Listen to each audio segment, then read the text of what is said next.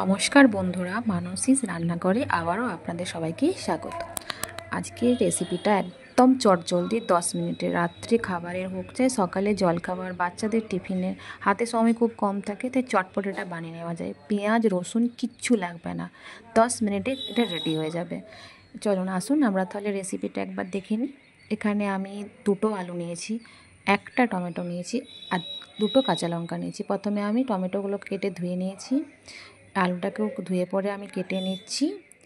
এরপর আমি এটাই রেসিপিটা অড়হর ডাল দিয়ে করব। তো তারপর আমি গ্যাস জ্বালালাম, গ্যাস জ্বালিয়ে পর কুকারে করব, যেহেতু চটপট করার আছে। কুকার চাপিয়ে দিলাম, কুকারটা একটু গরম হওয়ার জন্য রাখলাম 2 মিনিটের মতন। দেখলাম যে গরম হয়ে গেছে। এরপর আমি কুকারটা গরম হয়ে যাবার পর আমি তেল দেব, ওই 1-2 একটু মতন তেল দিয়ে দিলাম, বেশি তেলে করার কোনো দরকার নেই, একটু তেলে হয়ে যাবে। এবার তেল গরম হয়ে যাওয়ার পর ওটার মধ্যে আমি জিরা ফোড়ন দেব, চাইলে 5 ফোড়নও দেওয়া যেতে পারে, শুকনো লঙ্কা দেওয়া যেতে পারে, কিন্তু আমি শুধুমাত্র জিরা ফোড়ন দিয়েছি এটাতে। এরপর জিরা ফোড়নটা যখন হয়ে যাবে, তেলটা গরম হয়ে যাওয়ার পর পুরো কুকারটা ভালো করে একবার নাড়িয়ে দিলাম। এরপর 1/2 চামচের মতন জিরা ফোড়ন দিলাম। এবং জিরাটা গরম হয়ে যাবে, লাল হয়ে যাবে গরম হওয়ার পর। এরপর আমি টমেটো কুচিটাকে এর মধ্যে দিয়ে দেব। টমেটো কুচিগুলো আমি দেওয়ার পর ওটাকে একটু মতন ফ্রাই করে নেব, হালকা নরম হয়ে যাবে। তারপর ওটার মধ্যে আমি আস্তে আস্তে করে নাড়তে থাকবো টমেটোটা নাড়ার পর ওর মধ্যে আমি আবার আলুটাকে দিয়ে দেবো, কাটা আলুটাকে।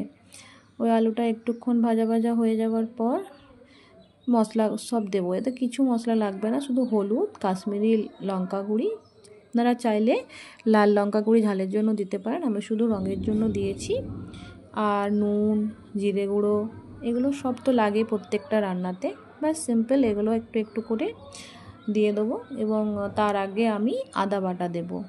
আদাটাকে গ্রেট করে নিয়েছিলাম, আপনারা চাইলে মিক্সিতে একটু বেটেও নিতে পারেন। যেহেতু এটাতে আদা বেশি লাগবে না, একটু মতন অর্ধেক আমি আদা দিয়েছি, যাতে একটু টেস্টটা ভালো আসে। তো প্রথমে আমি কম আঁচে এগুলো ভাজছিলাম টমেটোটা, আলুটা, তারপর একটু আঁচটাকে একটু বাড়িয়ে দিলাম। তারপর আমি ওটাকে আদাটা দিয়ে প্রথমে নেড়ে নিলাম। এবং এখানে আস্তে আস্তে 1/2 চামচ হলুদ গুঁড়ো, হাফ চামচেরও কম জিরে গুঁড়ো, আর রঙের জন্য 1 চামচ আর একটু কাশ্মীরি লঙ্কা গুঁড়ো দিয়েছি। এবং 1 চামচ, ছোটো চামচের 1 চামচ আর একটু 1/2 চামচের মতো নুন দিলাম। এরপর সমস্ত উপকরণগুলো দেওয়ার পর আমি আস্তে আস্তে সমস্ত মশলার সাথে টমেটো আলুটাকে মিলিয়ে দিলাম। এরপর ওটাকে একটু, যেহেতু মিষ্টি মিষ্টি করব, রাত্রের খাবার চাই জলখাবারেরই হোক, রুটির সাথে, লুচির সাথে, পরোটার সাথে খুব ভালো লাগবে। এবার আমি যেহেতু একটু মিষ্টি মিষ্টি করব, তার জন্য 2 চামচ চিনি দিলাম, আপনারা আপনাদের মতন মিষ্টি অনুসারে এটা দিতে পারেন। এরপর ধুয়ে রেখেছিলাম যে অড়হর ডালটা, ওটা আমি ওটার সাথে অ্যাড করে দিলাম। এগুলো সব দেওয়ার পর এখানে যেহেতু রুটির সঙ্গে খাওয়া হবে, চাই লুচি পরোটা যার সাথে খাওয়াক না কেন, বেশি ঝোল করার কোনো দরকার নেই, তো ডালের মতন হবে একটু চাপচাপ। তো ওটার মধ্যে আমি 3 কাপ জল অ্যাড করব। যে কাপে আমরা চা খাই বা গ্লাসেরও হাফ গ্লাসের মতন অ্যাড করা যেতে পারে, তো আমি মাপের সুবিধার জন্য ওটাতে 3 কাপের মতন অ্যাড করব জল। ওই জলটা অ্যাড করার আগে আমি কাঁচা লঙ্কা চেরাগুলো দিয়ে দিলাম, তাহলে কি সেন্টটাও আসবে ভালো আর ঝালঝালও লাগবে। এরপর আমি দেখুন 3 কাপ জল অ্যাড করব এটাতে আস্তে আস্তে। এরপর জল দেওয়ার পর সমস্ত মশলাগুলো, জলটা, আলুটা, টমেটোটা আর ডালটা ওটার মধ্যে ভালো করে আমি নেড়ে নেব, তাহলে একসঙ্গে সব কিছু মিশে যাবে। এবং নাড়া হয়ে যাওয়ার পর কুকারের ঢাকনাটা আমি লাগিয়ে দেবো এবং 2টো সিটি জন্য অপেক্ষা করব। 2টো সিটি আর দেওয়ার পর গ্যাসটাকে একটু স্লো আঁচে করে দেবো। স্লো আঁচে মিনিট 5 মতো রাখার পর আমার এটা রেডি হয়ে যাবে। এখানে দেখুন একটা সিটি পড়লো, আর একটা সিটি, আর আমি আঁচটা একদম কম করে রেখে দিয়েছিলাম যাতে সেদ্ধটা ভালোভাবে হয়।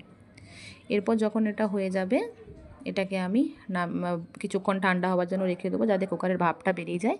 এরপর আমি একটা পাত্রে এটাকে আজারে নিলাম। দেখুন কত সুন্দর লাগছে দেখতে, একদম গা লাগা হয়েছে এবং রাত্রে ডিনারের জন্য ছেলে বলছিল মা আমাকে এক্ষুনি দিয়ে দাও।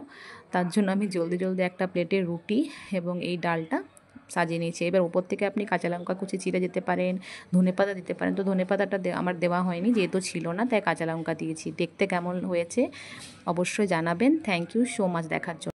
আমার এই রেসিপির ভিডিওটা যদি ভালো লাগে থাকে আপনাদের, তাহলে লাইক, কমেন্টস এবং সাবস্ক্রাইব করে দেবেন। আর যদি ফেসবুক পেজ থেকে দেখছেন তো অবশ্যই লাইক, কমেন্টস এবং শেয়ার করে দেবেন।